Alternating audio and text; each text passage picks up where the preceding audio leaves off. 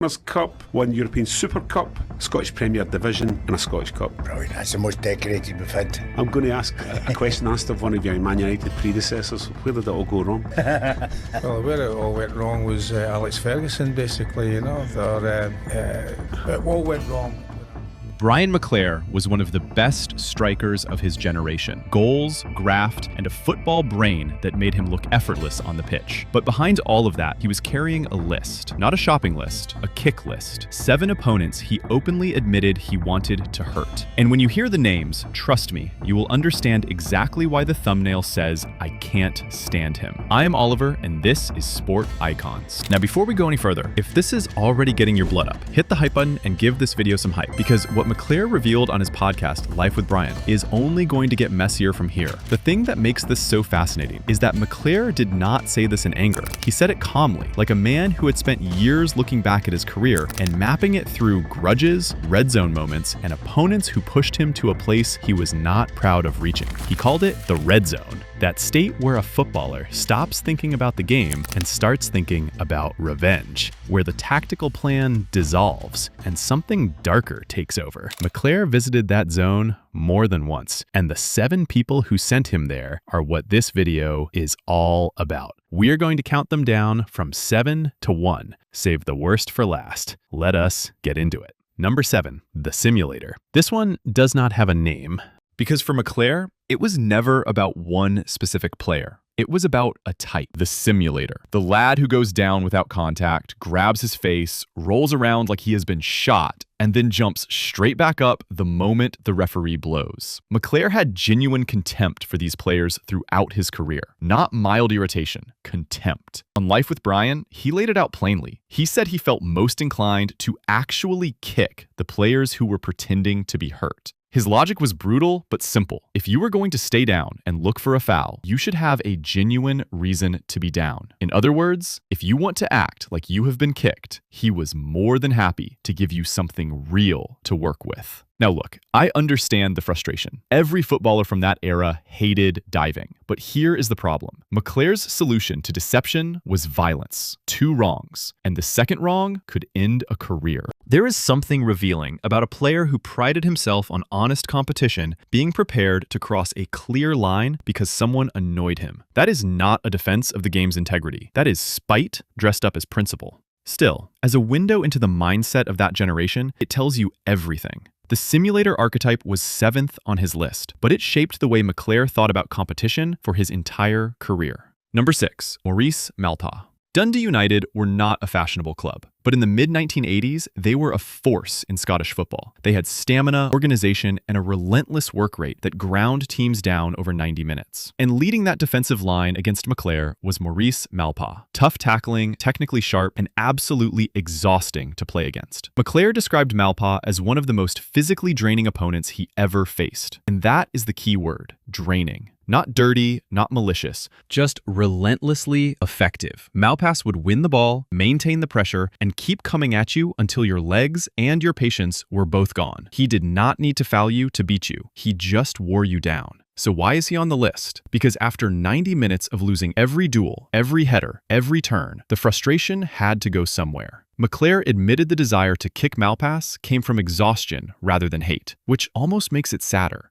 This was not a vendetta. This was a striker so wound up by a defender doing his job brilliantly that violence started to feel like the only answer he had left. Malpas earned his place in Scottish football history through quality. McClair's frustration was, in a strange way, a tribute to how good he was. But let us be clear, feeling like kicking someone because they outplayed you on the day is not the instinct of a man at peace with himself. Number 5, Neil Simpson. If Malpas made the list through sheer quality, Neil Simpson made it through sheer aggression. Aberdeen's midfield enforcer in the mid-1980s, Simpson was the man whose job was to stop technical players from playing. High-intensity pressing, abrasive tackling, and a willingness to make the match feel like a war from the first whistle. When Aberdeen played Celtic in those years, games did not just get physical. They devolved into kicking matches. That is McClair's own description, kicking matches, where the tactical objective for Aberdeen was to physically dominate the center of the pitch and make it impossible for Celtic's technical players to express themselves. Simpson was the primary instrument of that strategy. McClair said openly that surviving those matches required a high level of physical retaliation. He felt that if you did not hit back, Aberdeen would see it as weakness and exploit it further. So retaliation became not just a reaction, but a survival mechanism.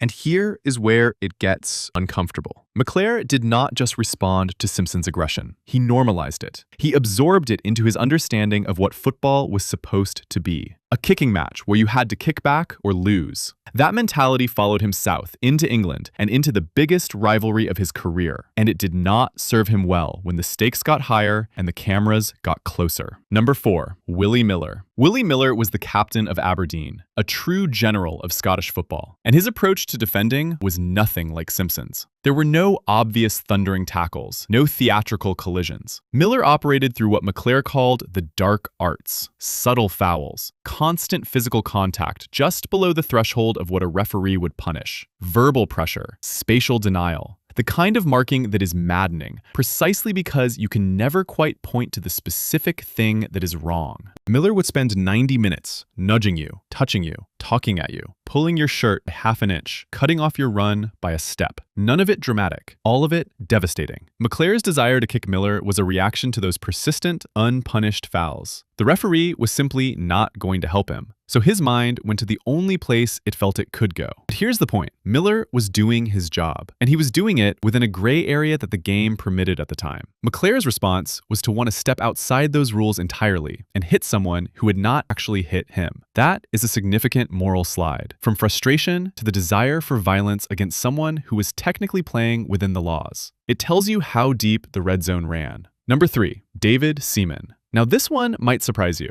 because David Seaman was famous for being one of the most composed players on that Arsenal side. And in the notorious brawl at Old Trafford in October 1990, Seaman did something remarkable. He was the only player on the pitch who refused to get involved. He stood back, kept his distance, and later earned the nickname the Lovely David Seaman for exactly that reason. So why does he appear on McClair's list at all? Because for McClair, Seaman was not just a goalkeeper. He was a symbol. He was the anchor of an Arsenal defensive unit that McClair felt had mocked him for years. It started in February 1988 at Highbury, when McClair missed a penalty and Winterburn ran at him screaming. But Seaman was there too, behind that wall of arrogance, the last barrier in a defensive structure that had made McClair feel humiliated. The animosity was not personal. McClair was not angry at Seaman as a man. He was angry at what Seaman represented. The collective confidence of an Arsenal defense that had consistently shut him out and never let him forget it. That is a strange kind of grudge. Resenting someone for doing their job brilliantly and standing alongside people who taunted you.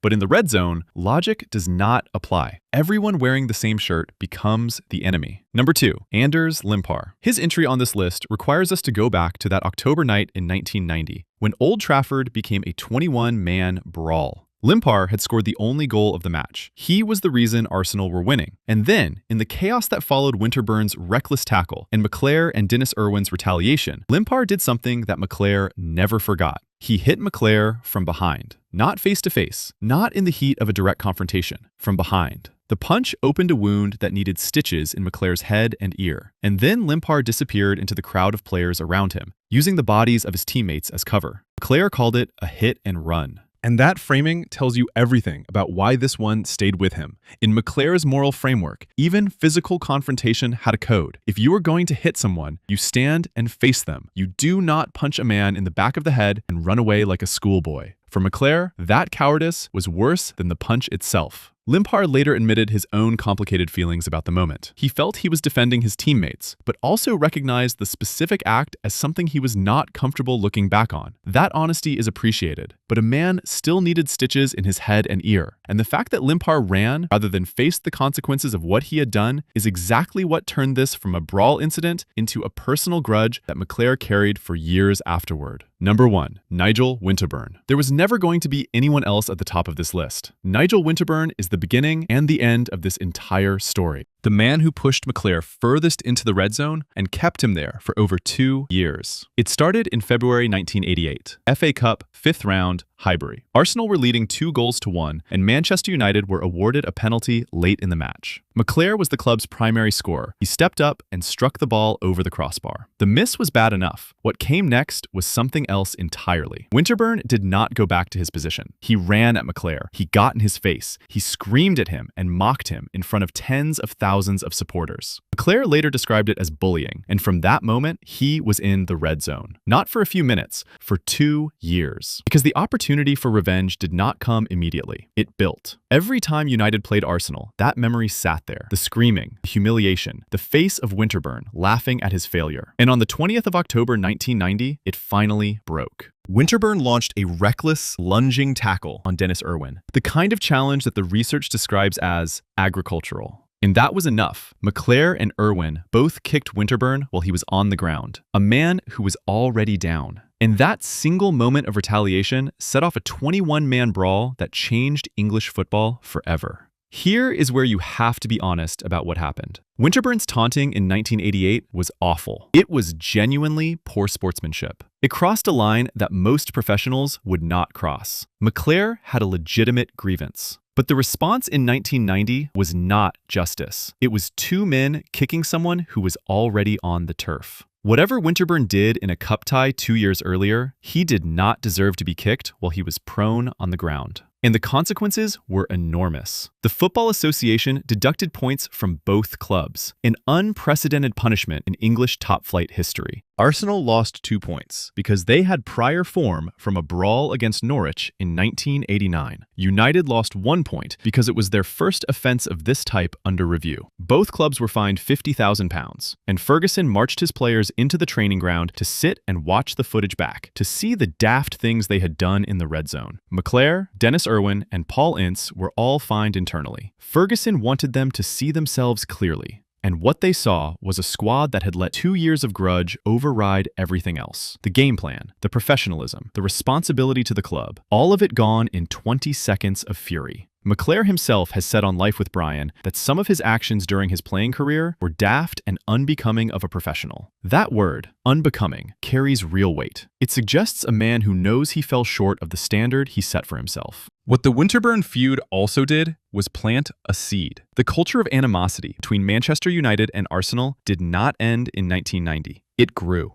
Later generations inherited it. The battles between Roy Keane and Patrick Vieira, the confrontations involving Martin Keown and Ruud van Nistelrooy in 2003, which mirrored the 1988 and 1990 dynamics almost exactly. A missed penalty, mocking in the face of the player who missed, and a mass physical confrontation. The script kept repeating because McClair's generation had written it first. That is the real legacy of the kick list. Not just the personal grudges, the culture they created. The idea that matches between these two clubs were not just sporting contests, but tribal warfare, where loyalty was measured by your willingness to retaliate. But here is where I want to land, because this video has to end the way it started, with an honest look at the full picture. Brian McClair grew up. Genuinely grew up. After his playing days, he spent nearly a decade as the director of the youth academy at Manchester United. Think about that. The man who kicked someone on the ground in a 21-man brawl became the person responsible for shaping the next generation of young players. He had to trade the red zone for responsibility, the retaliation for mentorship. And, by all accounts, he did it well. The football world has also changed around him. Cameras are everywhere now. VAR exists. The hit-and-run tactics that Limpar used, the subtle, dark arts that Miller perfected, the grinding physicality of Simpson's kicking matches, all of that is now captured from 15 different angles and reviewed frame by frame. McClair himself has acknowledged that if he had done in the modern game what he did in 1990, he would have faced a serious suspension rather than a booking and an internal fine. The red zone still exists for every competitor.